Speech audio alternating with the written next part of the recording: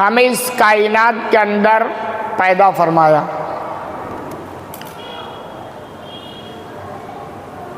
اور ہماری زندگی کو گزارنے کے لیے جن چیزوں کی ضرورت تھی وہ بھی عطا فرمایا۔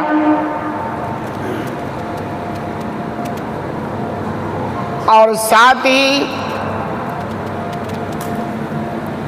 اللہ نے ہمارے کچھ حالات ایسے بنائے کہ ہم ان ضرورتوں کو حاصل کرنے کے لیے مجبور ہوتے ہیں اور بھاگتے ہیں۔ مثلاً ہماری زندگی کے لیے خوراک کی ضرورت ہے، بھئی کھانا پینا چاہیے، پینے کے لیے پانی چاہیے۔ باڈی میں اللہ نے ایسا سسٹم بنایا کہ ایک وقت آتا ہے کہ انسان کو پیاس لگتی ہے، پانی کی ضرورت ہوتی ہے اور پانی کی تلاش میں نکلتا ہے، پانی لیتا اور پیتا ہے۔ زندگی کے لیے ضرورت ہے۔ اگر بندے کو پیاس نہ لگے تو آدمی اتنے شوق سے پانی نہیں پیے گا چاہے کتنی ڈاکٹر اس کی فضیلت بتا دے۔ حالات اللہ نے بنا دیا۔ بھائی ہمارے جسم کے لیے خوراک چاہیے، خوراک ضروری ہے، کھانا پینا۔ ایک وقت آتا ہے کہ آدمی کو بھوک لگتی ہے، آدمی بھوک سے مجبور ہو کر کھانا کھاتا ہے۔ اگر بھوک نہ لگے تو آدمی چلتا ہے، گاڑی چلتی رہے گی، وہ باڈی کے لیے نقصان ہے۔ تو آپ غور کریں گے تو اللہ نے ہماری زندگی کو آسان بنانے کے لیے یا تمیز سے چلانے کے لیے حالات ایسے بنا دیے ہیں کہ ان حالات سے انسان مجبور ہوتا ہے اور وہ سارا کام کرتا ہے جو اس کی زندگی کے لیے ضروری ہو۔ ایسے ہی ہم انسانوں کی زندگی کے لیے ضروری ہے تعلقات، کہ آدمی آپس میں تعلقات بنا کے رکھے، سماج سے جڑ کے جینا چاہتا ہے، یہ ضرورت ہے۔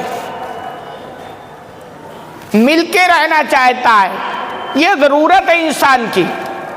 یہی تو دیکھیں گے انسان وہیں بستا ہے جہاں انسان ہوتے ہیں، جنگلوں میں کوئی جا کے نہیں رہتا ہے، اور اگر کوئی رہتا ہے تو وہ نیچر کے خلاف ہے، وہ اپنی ضرورتوں کو پورا نہیں کر سکتا ہے۔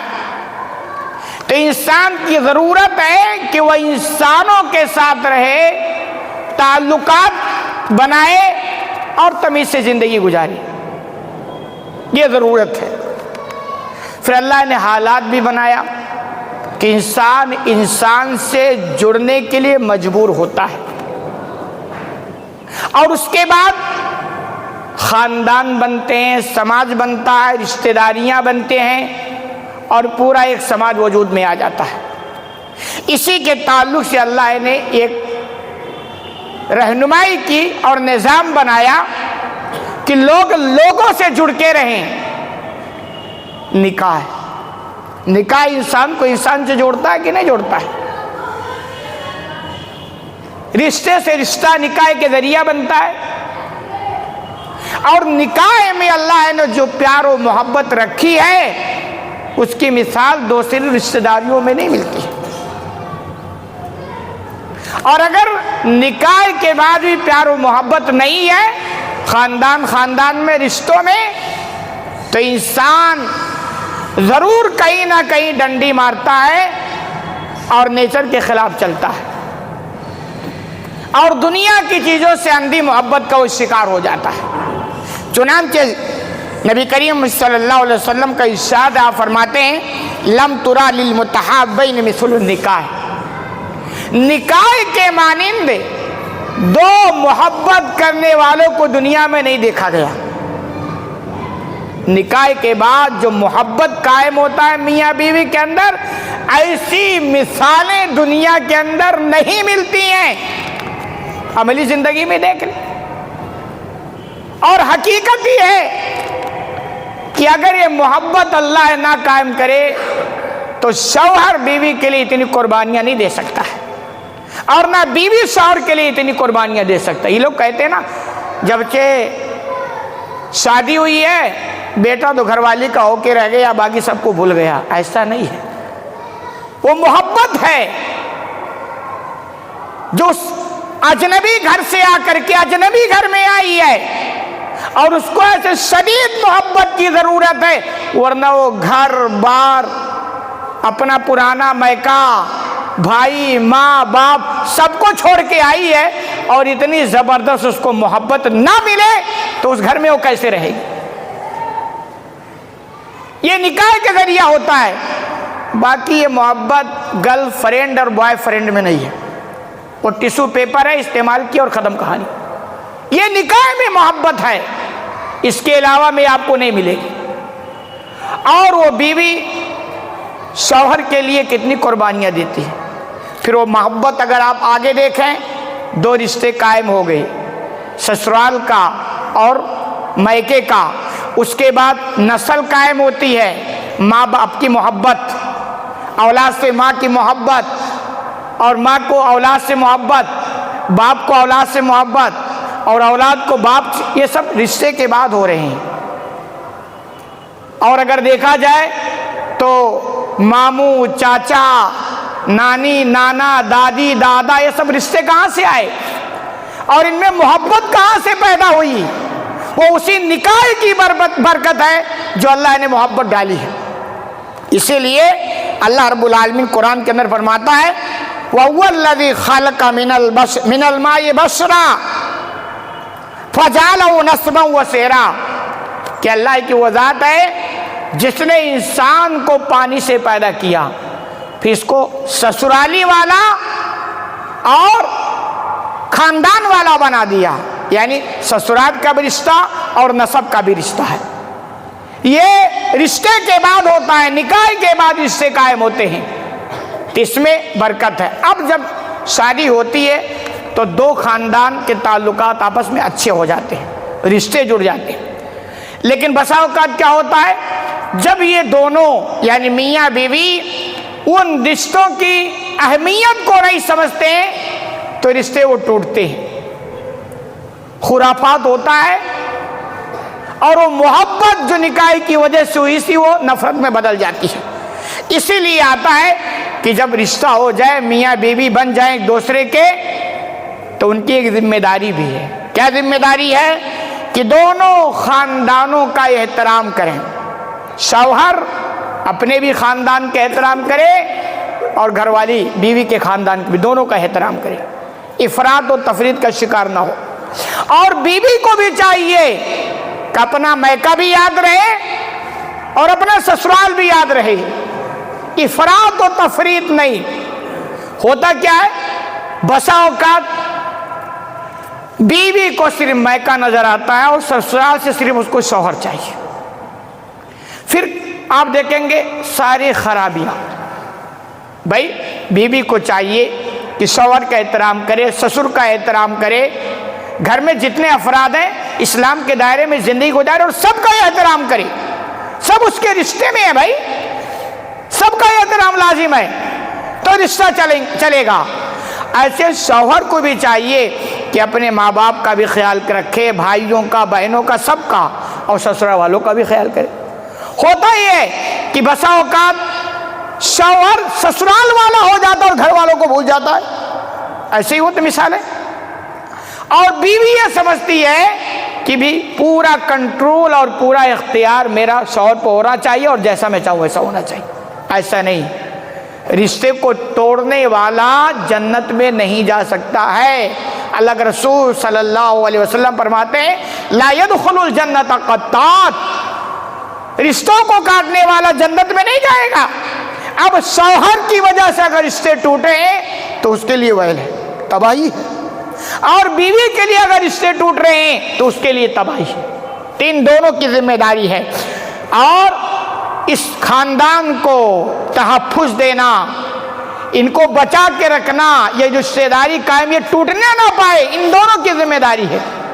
اس میں سے ایک طریقہ یہ ہے کہ شکایت کو آگے نہ بڑھائیں۔ دیکھیں 4 لوگ جہاں رہتے ہیں کھٹ پٹ ہونا ہے۔ انسان کی کوئی ایسی زندگی آپ کو نہیں ملے گی کسی بھی انسان کی کہ وہ زندگی گزارے اور کہیں کھٹ پٹ نہ ہو، کوئی جھگڑے نہ ہو، کوئی لڑائی نہ ہو، کوئی تو میں ایسا نہیں ہوتا ہے۔ 4 برتن جہاں ہوں گے وہاں یہ سب ہونا ہی ہونا ہے۔ اور اس سے اگر آپ بچنا چاہتے ہیں تو اکیلے جا کر جنگل میں رہیں، آپ انسانوں کے بیچ میں رہ کے کھٹ پٹ نہ ہو، جھگڑے نہ ہو، تو میں نہ، ایسا نہیں ہو سکتا ہے۔ یہ سب ہوگا، ہو جائے تو شکایت کو آگے نہ بڑھائیں کہ تھوڑی سی ہماری ماں اور بہنیں اگر ہیں ہماری بات سن رہی ہیں تو توجہ دیں۔ رشتوں کو اگر آپ کی وجہ سے ٹوٹنے کا موقع ملا، آپ تہجد گزار ہو جائیں، جنت میں داخلہ نہیں ملے گا۔ اور رشتوں میں توڑنے کا جو سسٹم ہے، ہاتھ ہے، وہ تجربات بتلا دیں، ہمارے ماں اور بہنوں کا بہت بڑا کردار اس میں ہوتا ہے۔ رشتوں کو یہ جوڑنے کا کام کم کرتی ہے معذرت کے ساتھ، توڑنے کا کام زیادہ کرتی ہے۔ تو رشتوں کو شکایت کو آگے نہ بڑھائیں۔ مطلب یہ کہ بھائی اگر سسرال میں ماں بہن کوئی رہتی ہے تو ظاہر سی بات ہے 4 برتن کھٹ پٹ ہوں گی، تو یہ نہیں کہ لاؤ فوراً شکایت اپنے میکہ پہنچانا شروع کر دیں۔ ساری یہاں کی سٹوری وہاں پر تھوڑی تھوڑی بات ہے۔ اب تو یہ موبائل جو آیا نا الحمدللہ، جو کمی تھوڑی بہت ہے نا وہ کسر پوری کر دی۔ ماں اور بہنیں فری ہیں تو موبائل میں بجی، اور کہاں بس ان کا ان کا، اور جانتے ہیں سوائے خراب اتنی لمبی چوڑی باتوں میں کیا ہوتا ہے؟ کیا صرف خرافات، ان کی شکایت ان کی شکایت، ان کا لگانا ان کا بجانا، ان کی چغلی ان کی غیبت، تھوڑی سی کوئی شکایت ہوئی نمک مرچ لگا کر کے پورا پہاڑ اس کو بنا دینا، یہ ساری چیزیں ہو رہی ہیں۔ نوٹ کریں، رشتوں کو کاٹنے والے، رشتوں کو توڑنے والے جنت میں نہیں جا سکتے۔ تو شکایت کو آگے نہ بڑھائیں، چاہے شوہر ہو چاہے بیوی ہو، دونوں کو چاہیے کہ تھوڑا نرم گرم کریں۔ ہر چیز کو ہوا بنا کر کے شکایت پیش کرنا یہ اچھی چیز نہیں ہے۔ اسی طرح بہترین زندگی گزارنے کے لیے ضروری ہے صبر اور حکمت سے کام لیں۔ صبر کس چیز کا نام ہے بھائی؟ صبر بھی تو کوئی چیز ہے، صبر بھی ہوتا ہے کوئی چیز۔ صبر سے تھوڑا کام لیں، جہاں تو ہو سکے نظر انداز کریں، صبر کریں، حکمت سے کام لیں۔ حکمت کے تعلق سے ابھی ہم نے رات کو درس میں بتایا، حکمت یہ بہت بڑی نعمت ہوتی ہے۔ حکمت بھی کوئی چیز ہوتی ہے، صبر بھی کوئی چیز ہوتا ہے۔ تو رشتہ یہ بننے کے بعد ٹوٹنے والا معاملہ نہیں آنا چاہیے، اور جس کی وجہ سے ٹوٹے گا وہ خطرناک جرم کا مرتکب ہوگا، اس کے کھاتے میں نکاح، اس کے کھاتے میں گناہ زبردست لکھے جائیں گے۔ اس لیے اس سے ہمیں بچنا چاہیے۔ اسی طرح یاد رکھیں، دنیا کی جتنی نعمتیں ہیں ان نعمتوں میں سب سے بہترین چیز نیک بیوی ہے، سب سے بہترین چیز۔ لیکن ہر ایک کو چاہیے، کون وہ بندہ جس کو نیک بیوی نہیں چاہیے؟ جس کے پاس ہو گئی چلو جھیل رہا جیسے بھی تیسا، جس کی نہیں ہوئی ہر ایک بندہ ہے کہ بھئی ہم کو نیک بیوی چاہیے۔ سوال ہے آپ کتنے نیک ہو؟ نیک بیوی کے لیے نیک بننا بھی ضروری ہے۔ تو نیک بیوی دنیا کی جتنی نعمتیں ہیں نا ان میں سب سے بہترین نعمت ہے۔ اللہ کے رسول صلی اللہ علیہ وسلم فرماتے ہیں، صحیح مسلم کے روایت حوالے سے ہے، الدنیا کلھا متاع، پوری دنیا یہ سامان زندگی ہے، فائدہ اٹھانے کی چیز ہے، سامان زندگی ہے۔ اور فرمایا خیر متاع الدنیا المرأۃ الصالحہ، اور بہترین جو فائدہ اٹھانے کی چیز ہے وہ نیک بیوی ہے، نیک بیوی۔ تو اگر آپ کو مل گئی بہت بڑی نعمت ہے، اور جو مل گئی اس کو بھی آپ نیک بنا سکتے ہیں۔ پہلے نیک خود بنیں۔ بھئی اسلام ہے، دعوت کا کام ہے، سمجھانے کا کام ہے۔ ہمارے پاس صحابیات کا واقعہ ہے، ایسی وفادار بیویوں کی داستان ہے، یہ سب بتائیں، سنائیں، پڑھائیں، وہ جو نصیحت کی محفلیں اس میں لے جائیں، بھیجیں۔ الحمدللہ ہمارے مسجدوں میں جمعہ کی جن عورتوں کا بھی اہتمام ہوتا ہے، ان کے خطبے سننے وغیرہ کا انتظام ہوتا ہے، وہاں پہنچائیں۔ یہ سارا کام کریں، انشاءاللہ سدھار کے حالات بنیں گے، لیکن ہم کوشش کریں گے تب۔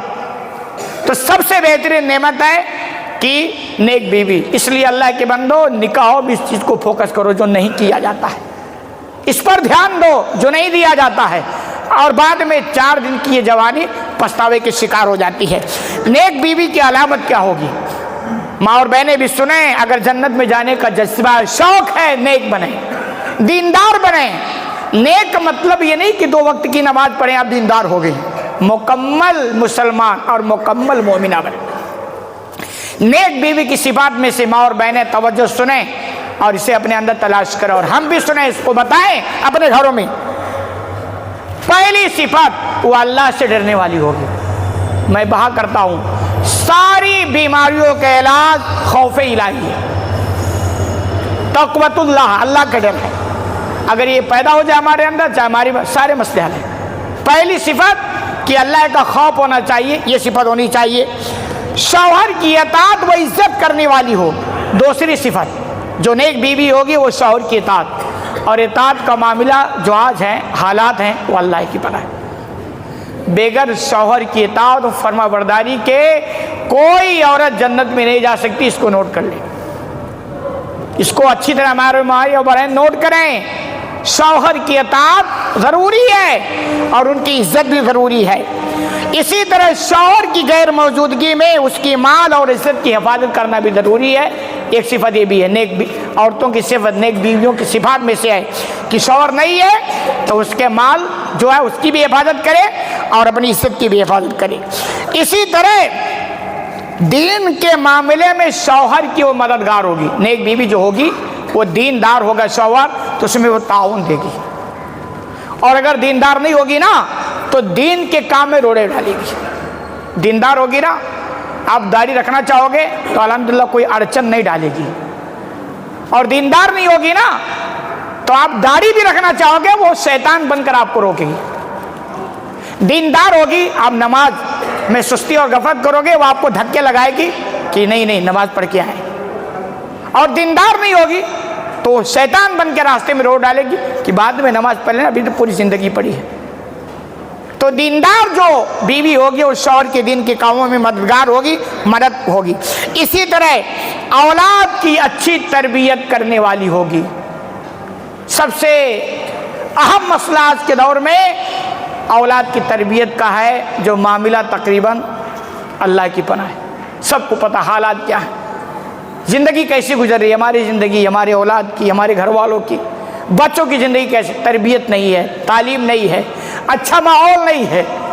بچہ اگر سیکھنا کچھ شروع کرتا ہے نا تو نبی کریم صلی اللہ علیہ وسلم کے فرمانی سے گالی گلوچ، گانے، ناچ، یہ سب سیکھ رہا ہے نا۔ تو ہمارے گھروں میں نیک بیوی رہے گی، اچھی تربیت کرے گی، اچھا ماحول دے گی اور بچوں کی اچھی تربیت کرے گی اور اچھے ان کے اخلاق ہوں گے، یہ سارے فائدے ہوں گے۔ اسی طرح کسی نے کہا اور غلط بھی نہیں کہا کہ دنیا میں اگر جنت کا تصور کیا جا سکتا ہے، حالانکہ ہے نہیں تو جنت مطلب یہ بہترین جگہ ہے، حقیقی جنت تو جنت ہی ہے جو مرنے کے بعد ہی نصیب ہوگی، دنیا بہترین۔ لیکن اگر دنیا میں سب سے بہترین زندگی جس کا تصور آپ بیٹھا سکتے ہیں وہ اس کی زندگی ہے جس کی زندگی میں نیک بیوی ہو، اور اسی طرح وہ عورت کی زندگی ہے جس کی زندگی میں نیک شوہر ہو، وہ دونوں کی دنیا کی زندگی جنت بن جاتی ہے، جو آپ نمونہ پیش کر سکتے ہیں۔ کیونکہ اگر زندگی میں نیک بیوی آ گئی، الحمدللہ سکون کی زندگی، آپ تھوڑا کمائیں گے، تھوڑا پہنیں گے، شکر گزار والی ہوگی، اللہ برکتوں کے دروازے کھولے گا اور اسی میں پیار محبت کی زندگی گزر جائے گی۔ ورنہ پیسے سے سکون نہیں آتا، ہم نے تو اچھے اچھے پیسے والوں کو دیکھا ہے، زندگی گھر میں کم بیتتی ہے، باہر زیادہ گزرتی ہے، تو یہ بہت بڑی نعمت ہے۔ اور یاد رہے 3 چیزیں نیک بختی کی علامت ہے۔ آپ سب فرماتے کہ یہ 3 چیزیں جس کو مل گئی نا تو سمجھ لیے کہ اس کی قسمت چمک اٹھی ہے، جاگ گئی۔ آپ فرماتے ہیں مسند احمد کے حوالے سے، ثلاث من السعادہ، 3 چیزیں سعادت کی ہیں، خوش نصیبی کی ہیں، نیک بختی کی ہیں۔ اس میں سے فرمایا المرأۃ الصالحہ، نیک عورت، نیک بیوی قسمت سے ملتی ہیں، دعاؤں سے ملتی ہیں، نیک بننے سے بھی ملتی ہے۔ آپ نیک بنو گے تو اللہ ترس کھائے گا کہ بندہ نیک ہے، دعائیں کرتا ہے، تو اس کے لیے بیوی بھی نیک آ جائے۔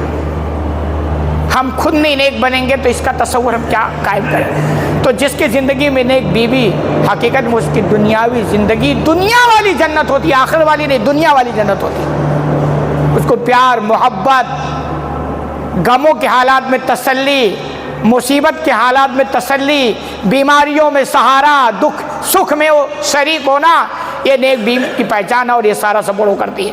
تو یہ کہ جس کی زندگی میں نیک بیوی ہے، اللہ کا شکر ادا کرے اور اس کی قدر کرے۔ اور دوسری چیز والمسکن الواسع، کشادہ مکان، جس کے پاس کشادہ مکان، تمیز سے رہ لے بھائی، نہیں ہے مجبوری میں جیسا گزار لے، کوئی مسئلہ نہیں۔ کشادہ مکان بھی یہ خوش نصیبی ہوتی ہے۔ کشادہ مکان کسی عالم نے بہت اچھا بیان کیا کہ اگر کوئی مکان بنائے اپنا ذاتی مکان اور اللہ نے دیا، نہیں دیا ہے تو جیسا ویسا گزار لیں، کوئی مسئلہ نہیں ہے۔ اگر دیا ہے تو مکان بناؤ، کم از کم ایک فیملی کے لیے 5 روم ہے، ایک اپنا فیملی روم بناؤ، ایک صرف بچوں کے لیے الگ روم بناؤ، اور ایک بچیوں کے لیے الگ روم بناؤ، اور ایک مہمان خانہ بناؤ، اور ایک کچن بناؤ۔ کشادہ مکان اس کو کہا جا سکتا ہے کہ کم از کم ایک سنگل فیملی کے لیے 5 روم رہے، اب چاہے اوپر نیچے بنائے یا کیسے بھی کر کے بنائے، جس کے پاس ہو اللہ نے دیا ہو ایسے بنائے۔ یہ کشادہ مکان ہوگا کہ آپ تمیز سے رہ سکیں گے، بچوں کو تمیز سے رکھ سکیں گے، خود بھی تمیز سے رہ سکیں گے، گھر میں کوئی مہمان آ جائے گا تو اس کو بھی تمیز سے رکھ سکیں گے۔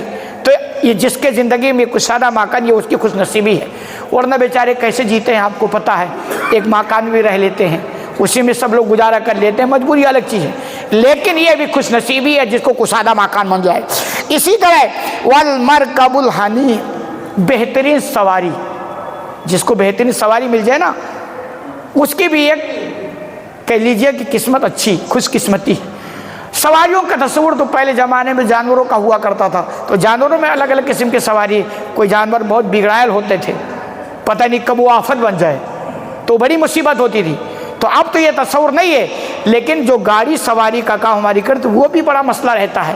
کبھی کبھی گاڑیاں بھی بہت پریشان کرتی ہیں، حالات گاڑی کی خراب ہوتی ہے تو ہماری حالت خراب ہو جاتی ہے۔